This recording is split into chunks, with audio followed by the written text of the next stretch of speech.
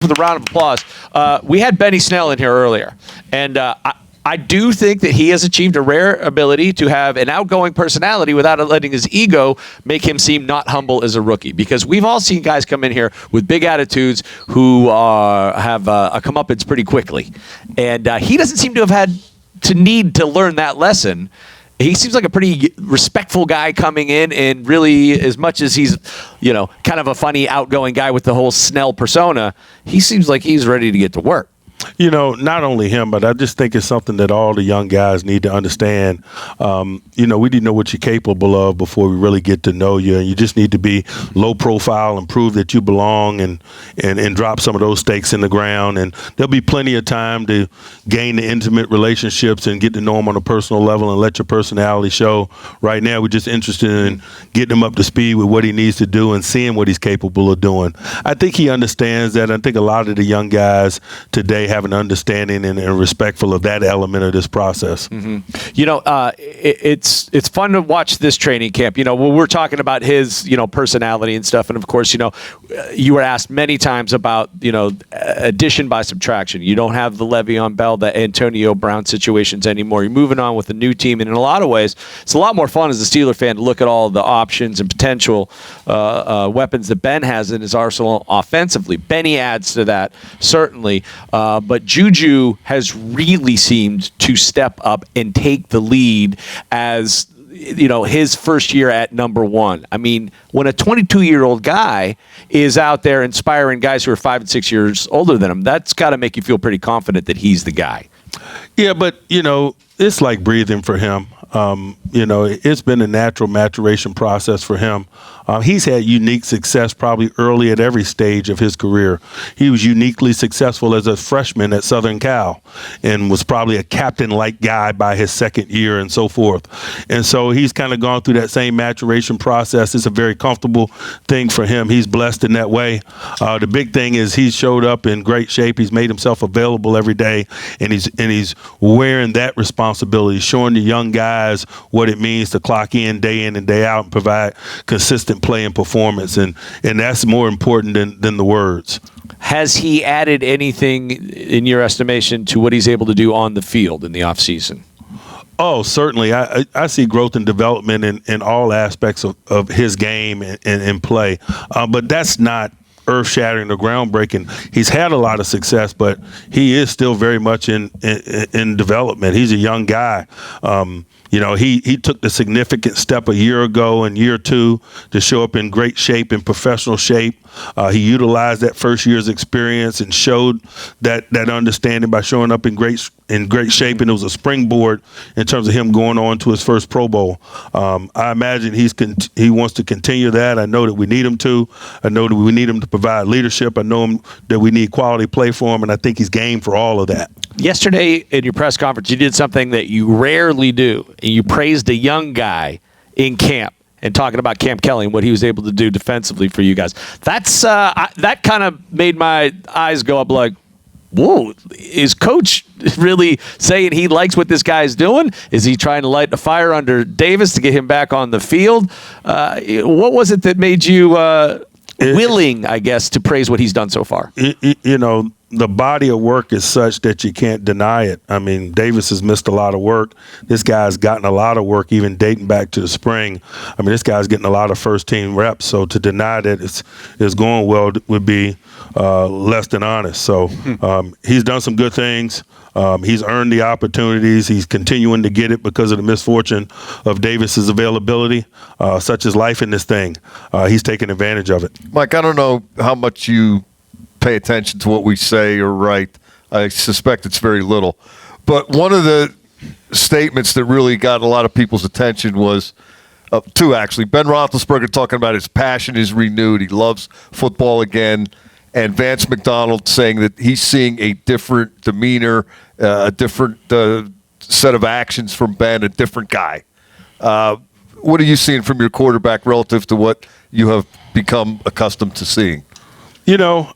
First of all, he showed up in great physical conditioning, but he has for the last number of years. I think it's a lifestyle thing with him, just where he is in life, man. He's in the carpool line dropping kids off at school, man. It creates a regiment that's really conducive to keeping yourself in a top condition over the course of a 12-month calendar. I think that aids him and helps him. I also think he's utilized his experience in terms of readiness, in terms of his arm. I think his arm is live and strong. I think he has an understanding about the cycle that needs to go through over the course of a 12-month calendar to allow him to perform at a high level relatively quickly in settings like this.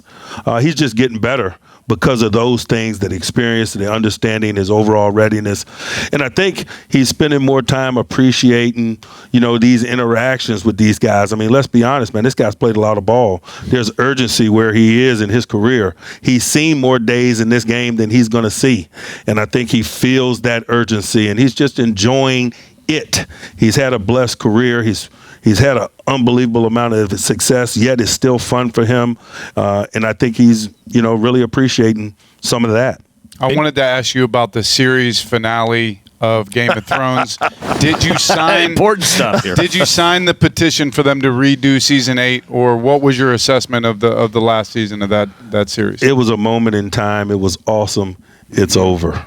I don't want to see the movie. I don't want to see a redo of season 8. It's kind of like the things they do to bring Sex in the City back. My wife all into that, watching the movies and stuff. When it's gone, it's gone. It was a heck of a run. It was possibly the greatest show of all time. I loved it. Did you think Bran should have been more cocky, knowing that he was going to be the king when this whole thing was done? Brandy Snell, should have had a little more ego. I've always been a Jon Snow guy. Yeah. You know what I mean? I just, Jon Snow a little was disappointing how that ended. Snow was presidential. Yeah, but he didn't want it. Like, he could have been. That's what made him all the more presidential. He could have been the quarterback. He's like, I'll trying to promote him, and he kept saying no. They wanted to make him the quarterback. He wanted to take tickets. Right. He's an usher. I don't understand that. Do you think that humility is what defined his character? No question. No question. See, yeah, it's these kind of things. I don't know how much of that translates onto the football field, but you would want a guy who would want the ball. I'd take a Jon Snow type. Who's the most Jon Snow-like on the Steelers?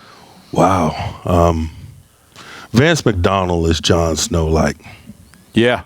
He'll man the wall. Doesn't matter. He'll do what's necessary. There's no question. There's no question. Who was the most Daenerys Targaryen like? Well, I think we probably know who that was. Devin Bush comes in, highly touted. I mean, this is not the first defensive guy to come in and have a whole lot of responsibility heaped on him, and expectations are high. You've had him going against Benny Snell a lot. I like that dynamic of those two. What do you like so far? What would you like to see moving forward with 55? He's a good communicator, and I think communication at this leg of the journey is an indication of understanding. When a guy is talking and communicating pre-snap and the chatter that comes with good defensive football, they know what they're doing. He's producing that chatter, so it lets us know that he's learning what to do. He knows what's going on. It's so important. He's an all situations linebacker. That's different. That's a defensive quarterback, a green dot, if you will. So there's added responsibilities, and that's the best way to frame it. He's not a linebacker. He's a defensive quarterback. It's that level of intellectual responsibility that comes with the job that he hopes to assume, and he's showing characteristics of that. So it's been encouraging. It's exciting. There's no doubt about it. Defensively, especially, I think it was the other day. His name escapes me. It was saying on ESPN the return of the steel curtain this year. Coach Austin seems to really be getting the secondary fired up. The jugs machine drills, which I thought those guys were waking up in the morning. The alarm goes off. A jugs machine starts firing footballs at them. But now it's a mandatory thing. There seems to be a new emphasis on getting the ball and getting those turnovers. And he's also going to be helping you, Coach Austin, with the challenges. The NFL making that rule change. I mean, there's a whole new slew of responsibilities that are thrust upon head coaches to be able to be adept at these kind of things. There's no question. But at the same time, It's not going to dominate the game in the way that we, tend to talk about it potentially dominating the game this time of year. The reality is, man, the on-field officials do an awesome job of calling the game at real time. There's 40,000 plays collectively over the course of a season. There were 3 or 4 plays that really drew a lot of attention that got this ball rolling. But, we're talking about 37,997 other plays that were rock solid. Right. You know what I mean? So there will be moments. Those moments will be significant. We'll be ready for it.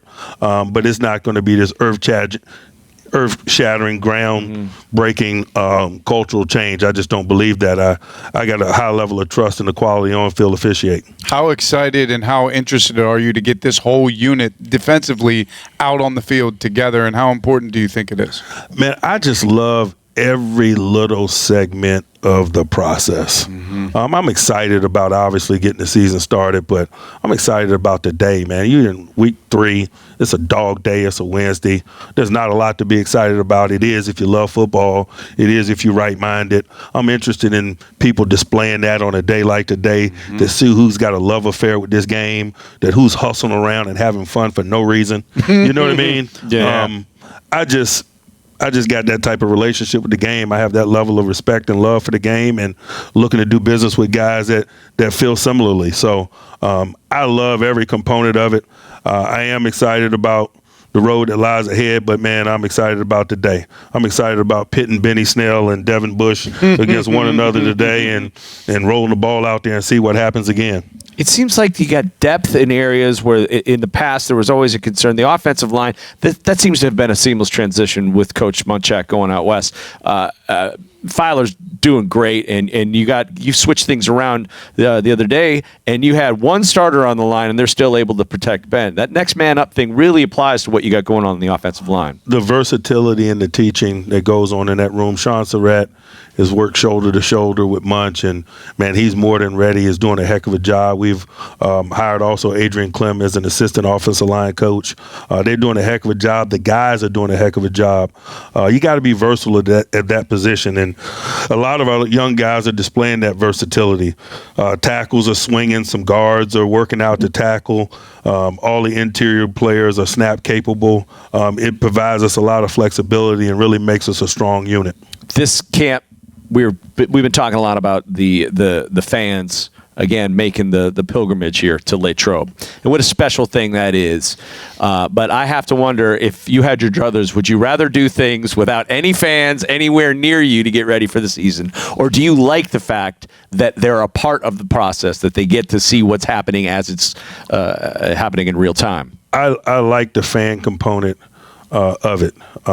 It is awesome. I never take it for granted. I've been in other organizations, man. The relationships, the long-standing traditions associated with coming to this place is a unique thing. A thing that you probably need to be in this thing a number of years to have an appreciation for.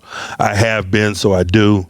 I love it. I love Friday Night Lights. Yeah. It's cool to be able to connect with this community and help them in fundraising and be a part of things that go down here. And it's just been a good experience for me. It's one that I look forward to.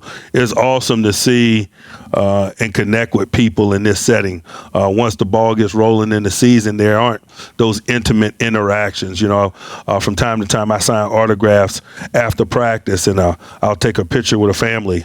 And I've been here 13 years now, so sometimes they'll come up with an old picture that we took maybe in 07 or 08, and I was holding a baby, and now they're standing beside me like 5'5". Right. Those are just unique, cool things, man. You're not human if you don't appreciate them. And you don't turn anybody down, right? When there's a line to sign, you finish the line. Absolutely. Along those lines, and this is the last thing, we'll go out on this, but it strikes me every time I come back, I see more Steeler alumni who are a part of the process here. And, whether it's you see Mark Bruner or Willie Gaze out there now, the number of former Santonio Holmes. Yeah, the number of former coaches or former players who transition into becoming advisors, coaches, and whatnot. It really plays into the mystique of what is great about this organization. And I have to imagine that it plays a big role in defining the aesthetic and the environment that you want to set here in Latrobe. There's no question. And, you look no further than the dominant college powerhouse programs, and they conduct themselves in that way. There's a legacy there that's bigger than all of us. Former players come back and are welcome and are always members of those programs, and I want to build the same cultural program here, where if you're a Steeler, you're a Steeler, and we can be a launching pad for other avenues or career paths and so forth. Is what strong, successful programs do, and I think really more than anything, you can model that after the college programs. Man, it's an interesting day when you're in Tuscaloosa, and you get a chance to run across some of the Bama greats that are permeate throughout that program in a variety of roles. Same thing going on at Clemson. There's no secret why those guys are consistently successful and in the hunt, because they've got formal things and procedures in place. They've got informal oral history being relayed and expectations. They're walking among the guys that set the standard for them. And I think that's the beautiful thing about being a Pittsburgh Steeler, living in this community, rubbing shoulders with the likes of Franco Harris and others day to day, Mel Blount, the list goes on and on. Our guys can reach out and touch the legacy that they aspire to day in and day out. It's a cool thing. Is that why guys like Carl Dunbar, Butts coming from Alabama, guys who have an understanding of that atmosphere seem to thrive here? There's no question. Yeah. There's no question. It's a program. Yeah, it's really, I've not thought about it in those terms before, but it's so much. It has such a parallel to that obsession of college football, where it is a lifestyle. And Steeler Nation very much is that. Coach, all the best to you this year. I am as excited for this season as I have been for any in a long time. Giddy up. Let's go. Coach Tomlin here on your radio home of the Pittsburgh Steelers, 102.5 DVE.